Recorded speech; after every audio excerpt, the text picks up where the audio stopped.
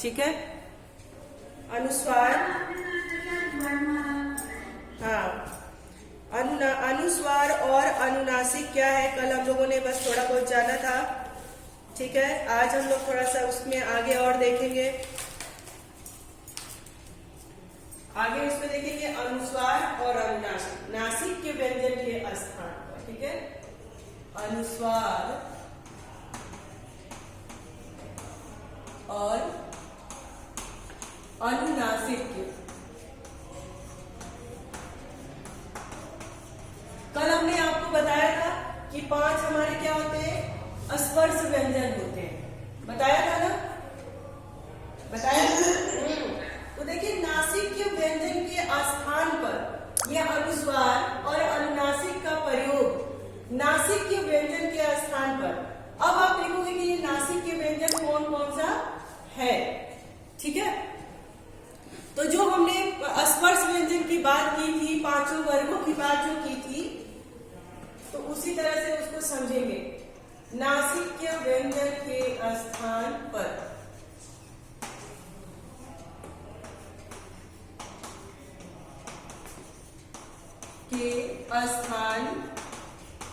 अब देखो क, अच्छा ये हमारा क्या है, क वर्ग है, ठीक है। क वर्ग का 5वां वर्ण यानी क, ख, ग और घ और अंग, आई बात समझ में? यहाँ पे ये 5वां वर्ण हमारा क्या होता है, नासिक्य होता है। क्या होता है, नासिक्य होता है, हाँ। और इसी वर्ग का, इसी क वर्ग का 5वां अक्षर के स्थान पर क्या होता है, यही 5वां अक्षर अनुस्वार या अनुनासिक में बदल जाता है, ठीक है। ये हमारा हो गया क वर्ग का अंग, 5वां पंचमाक्षर। उसके बाद हम बात करेंगे च वर्ग का 5वां वर्ण नासिक की क्या होता है, इ होता है। क्या होता है, इ होता है। ट वर्ग का नासिक यानी पंचमाक्षर 5वां वर्ण क्या होता है, औड़ होता है। उसके बाद त वर्ग का 5वां क्या होता है, न होता है। और फिर प वर्ग का 5वां क्या होता है, प वर्ग का क्या होता है, म होता है। आई बात समझ में? देखिए ये दिया था कि नासिक के व्यंजन के स्थान पर, यानी जो ये वर्ग है हमारा 5, क वर्ग, च वर्ग, ट वर्ग, त वर्ग, प वर्ग, इसका 5वां अक्षर यानी क का पंचमाक्षर अंग, च का पंचमाक्षर इ, ट का पंचमाक्षर ड़, त का न और प का म। तो ये जो हमारे 5वें अक्षर होते हैं, ये अनुस्वार और अनुनासिक के जगह पर इसका प्रयोग होता है। जब ये कहीं आते हैं, ये जब कहीं आते हैं तो इसी के स्थान पर अनुस्वार या अनुनासिक का प्रयोग हम करते हैं। आई बात समझ में? लेकिन क्या होना चाहिए, उसी वर्ग का 5वां होना चाहिए। अब हम देखेंगे थोड़ा सा उदाहरण देकर के।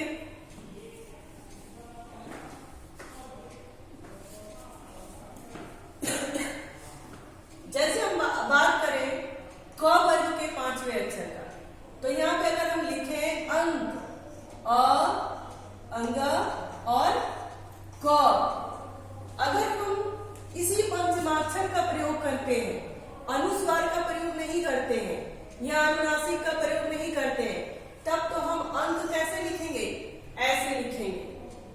लेकिन जैसे ही इसके स्थान पर, इस नासिक के वर्ण के इस पंचमाक्षर के स्थान पर अनुस्वार का प्रयोग करेंगे, तो ये हमारा अंग जो है कैसे लिख जाएगा, अ, ऊपर बिंदी और क। आई बात समझ में? क्लास आई बात समझ में? हाँ। तो ये स्पर्श व्यंजन जो नासिक के वर्ण है, इसका प्रयोग कैसे होगा, कैसे होगा?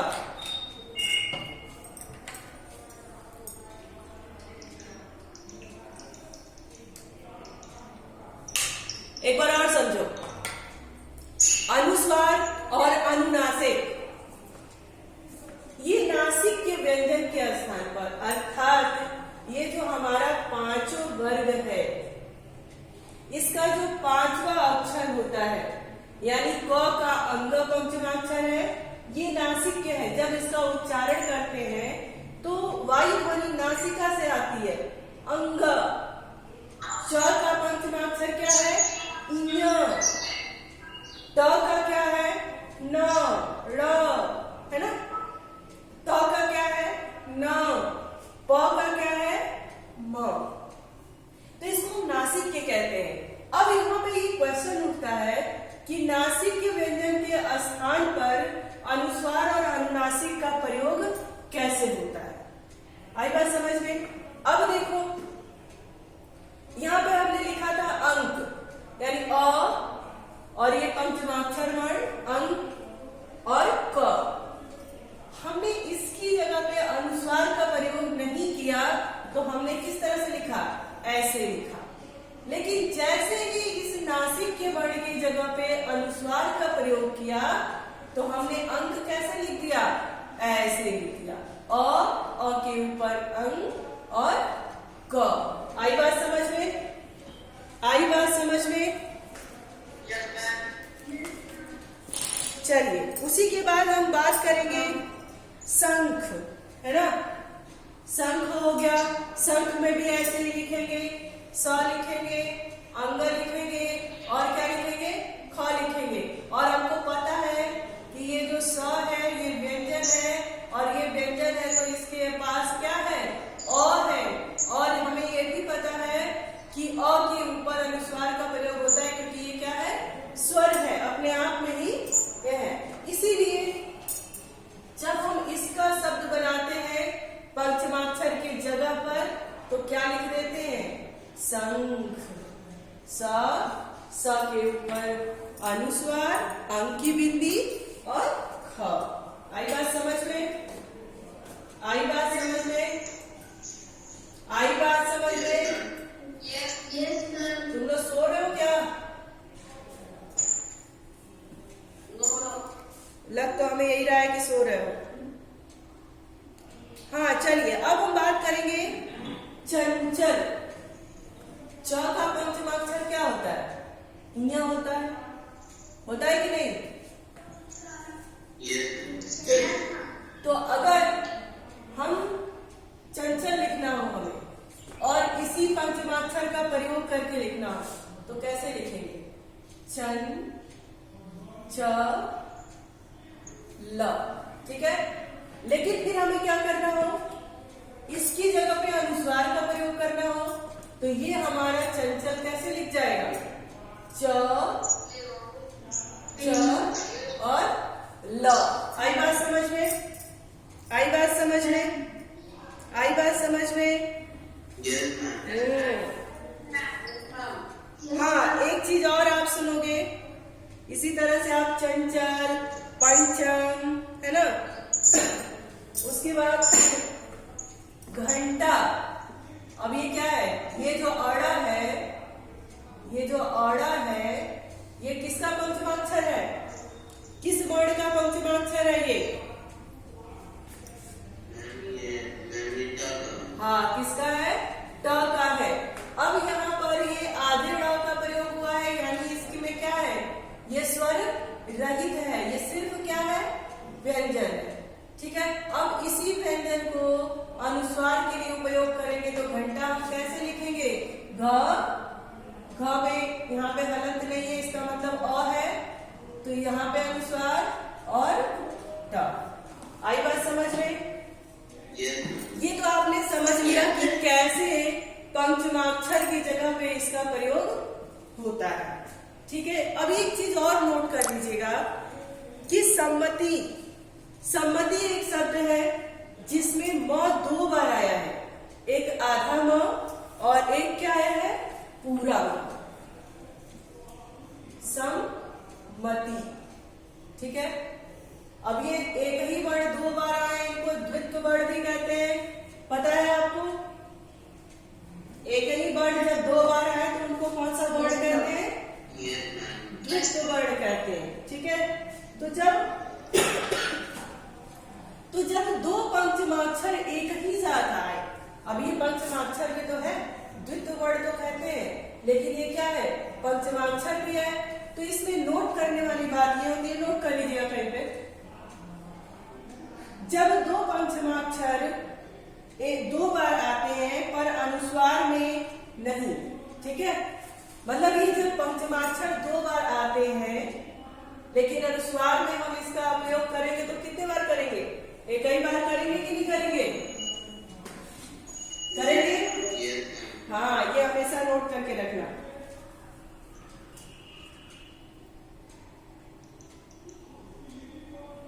क्योंकि ये व्याकरण का नियम है ना। पंचमाक्षर दो बार आए परंतु उसको हम दो बार नहीं लिख सकते हैं, क्योंकि यह व्याकरण का नियम है।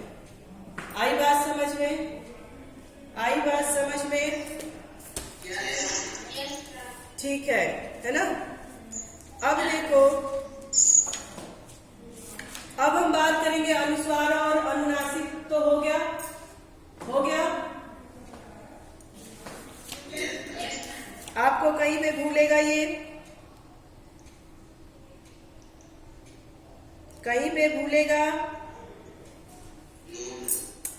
ठीक है, ये तो हमने बात कर ली अनुस्वार के अकॉर्डिंग। बात तो दोनों की अनुस्वार और अनुनासिक की, लेकिन प्रयोग में हमने सिर्फ अनुस्वार की बात की। अब देखो अनुनासिक क्या है ना। हमने कल बताया भी था कि अनुस्वार का जब उच्चारण करते हैं तो हमारी प्राणवायु सिर्फ नासिका से होकर के निकलती है, लेकिन जब अनुनासिक का उच्चारण करते हैं तो हमारी प्राणवायु नासिका एवं मुख दोनों से घर्षण करते हुए बाहर आती है। यही अंतर है। आई बात समझ में? यही अंतर है। अगर आपसे कोई पूछे कि अनुस्वार और अनुनासिक में अंतर क्या है तो क्या बताओगे?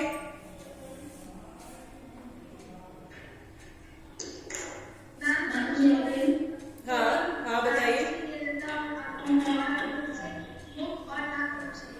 हाँ बिल्कुल, है ना।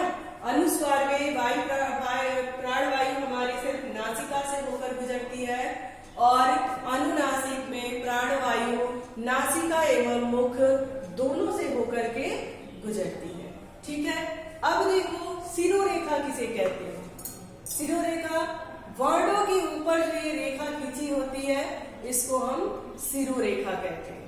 सिर मतलब सिर और रेखा मतलब लाइन। आई बात समझ में? कभी कभी ये भी पूछता है कि शिरोरेखा किसे कहते हैं। ठीक है, तो हमेशा ध्यान देना, अनुनासिक स्वरों के उच्चारण में ध्वनि मुख के साथ साथ नासिका के द्वार से भी निकलती है।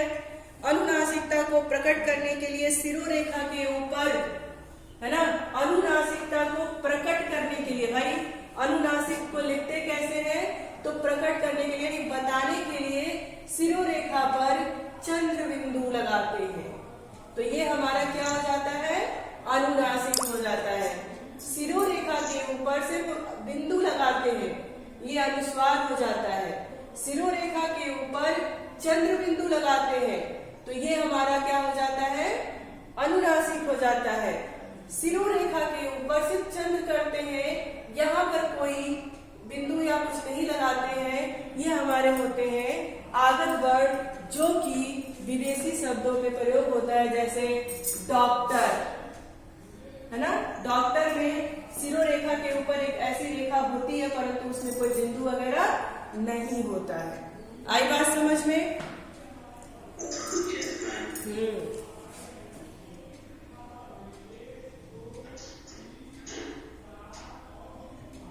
हाँ, एक चीज और, जब शिरोरेखा के पर कभी कभी कोई वर्ण हमारे पास, कोई शब्द ऐसे आते हैं जो उच्चारण करने में चंद्र बिंदु का उच्चारण होता है ना, यानी अनुनासिक का उच्चारण होता है, परंतु हम वहां पर अनुस्वार का प्रयोग करते हैं। जानते हो क्यों? जब उसमें स्वर पे कोई स्वर की मात्रा लगी होती है उस जगह पर हम चंद्र बिंदु का प्रयोग नहीं करते हैं। जैसे आप में लिखते हो, तो जब हम उच्चारण करते हैं तो क्या कहते हैं, ऐसा तो नहीं कहते ना में, ऐसा नहीं कहते। यदि एक पंचमाक्षर है तो बिंदु तो अपने आप होती है, लेकिन हम इसका उच्चारण कैसे करते हैं, में, है ना। तो यहाँ पे हम बिंदु का ही प्रयोग करते हैं, क्यों, क्योंकि ये स्वर की एक मात्रा लगी हुई है। ये व्याकरण का नियम है, क्योंकि यहाँ पर इतनी जगह नहीं होती कि यहाँ पर चंद्र बिंदु का प्रयोग किया जा सके। जैसे है ना, है, लेकिन हम वहां पर चंद्र बिंदु का प्रयोग नहीं करते, अनुस्वार का प्रयोग करते हैं। खैर यहाँ पे कोई कंफ्यूजन नहीं होता है, परंतु आप अपनी जानकारी के लिए समझ लो। आई बात समझ में? ठीक।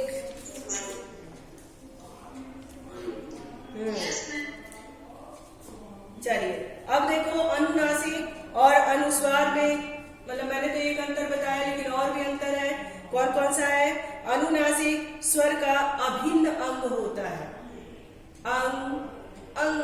है ना, अभिन्न अंग होता है। अनुस्वार स्वर और व्यंजन के योग से बनता है ना। अनुस्वार स्वर और व्यंजन के योग से बनता है, क्योंकि कई वर्णों में व्यंजन में स्वर होता है। जब तक व्यंजन में हलंत ना लगे तब तक वह वर्ण स्वर रहित होता है ना, स्वर के साथ होता है। तो अनुस्वार हमेशा स्वर और व्यंजन के योग से बनता है, लेकिन अनुनासिक क्या है, ये स्वर का अभिन्न अंग है। दूसरा अंतर है, अनुनासिक के उच्चारण में अलग से समय नहीं लगता। अनुनासिक के उच्चारण में अलग से समय नहीं लगता, एक ही साथ दोनों की प्राणवायु आती है। परंतु अनुस्वार के उच्चारण में एक मात्रा का समय लगता है। अनुनासिक स्वर का गुण है, अनुस्वार पंचम वर्ण का द्योतक है, जो कि अभी हमने आपको बताया था। इसका लिपि चिन्ह भी हमने बता दिया। शिरोरेखा के ऊपर जो चंद्र बिंदु है वो आपका अनुनासिक है, और शिरोरेखा के ऊपर सिर्फ बिंदु है वो आपका क्या है, अनुस्वार है। ये आपका क्या है, लिपि चिन्ह है। अनुनासिक के उच्चारण से हवा मुख और नाक दोनों से बाहर निकलती है। अनुस्वार के उच्चारण से, अनुस्वार का मूल यानी मेन उच्चारण करने से क्या होता है, हवा प्राणवायु सिर्फ नासिका से आती है। यह अनुनासिक यह जिस वर्ण पर लगता है उसके साथ ही बोला जाता है। यह जिस वर्ण के ऊपर लगता है उसके तुरंत बाद, देखो भाई, देखो यहाँ पे दिया ना, चंचल, जब च का उच्चारण करते हो तो उसके बाद अंग का उच्चारण होता है। तो यही कह रहा है कि अनुस्वार वर्ण के बाद जब आप उच्चारण करते हो तो वर्ण के तुरंत बाद उसका उच्चारण होता है। अलग से समय, एक वर्ण का समय लगता है। परंतु अनुनासिक का जब उच्चारण आप करते हो तो ऐसा नहीं होता है। जैसे पांच में एज इट इज आप बोलते हो या नहीं, आंख बोलते हो, हाँ। तो यही सारे, और एक चीज और आप ध्यान रखना बच्चों, कि जो भी वर्ण है, वर्णमाला है, ये सारे आपके कंठ के ऊपर ही इसका सारा उच्चारण होता है। तो जब कभी भी अगर कोई कंफ्यूजन हो कि भाई अनुनासिक क्या है, अनुस्वार है क्या है, तो आप हमेशा उसका उच्चारण करके चीजों को समझ लेना, कभी गलत नहीं होगा। आई बात समझ में? आई बात समझ में? कोई और दिक्कत? अब देखो, हमने अभी बात आपसे की थी अर्धचंद्राकार। कहा था ना कि डॉक्टर के ऊपर जो चंद्र लगता है परंतु उस पे कोई बिंदी नहीं होती, वो क्या होता है, अर्धचंद्राकार भी उसको बोलते हैं। ठीक है, और जिसपे बिंदी लगती है वो चंद्र बिंदु बोलते हैं। अब अंतर क्या होता है, अर्धचंद्राकार अभी हमने बताया, अर्धचंद्राकार अंग्रेजी शब्दों के लिए ही प्रयुक्त होता है, परंतु चंद्र बिंदु क्या है, हिंदी की अनुनासिक ध्वनि है। अर्धचंद्राकार उच्चारण करते समय होठ गोल हो जाता है, जैसे डॉक्टर, डॉक्टर का उच्चारण करिए, आपको अपने आप पता चलेगा कि किस प्रकार से हमारा होठ जो है वो गोल हो रहा है। डॉक्टर तो नहीं बोलते ना, क्या बोलते हैं? डॉक्टर, डॉक्टर बोलते हैं। तो हमारा होठ जब उसका शब्द का उच्चारण करते हैं अर्धचंद्राकार बिंदु, अर्धचंद्राकार का, तो हमारे होठ गोल हो जाते हैं। आई बात समझ में? अर्धचंद्राकार केवल आ स्वर के ऊपर ही लगता है, ये भी ध्यान देना। अर्धचंद्राकार केवल आ शब्द के ऊपर ही लगता है, यानी डॉग, ड में आ की मात्रा लगी है, यानी ड को डॉक्टर का जो ये ड है इसका जब वर्ण विच्छेद करोगे तो कैसे करोगे? ड और आ। तो यहाँ पे कह रहा है कि अर्धचंद्राकार सिर्फ आ के ऊपर ही लगता है।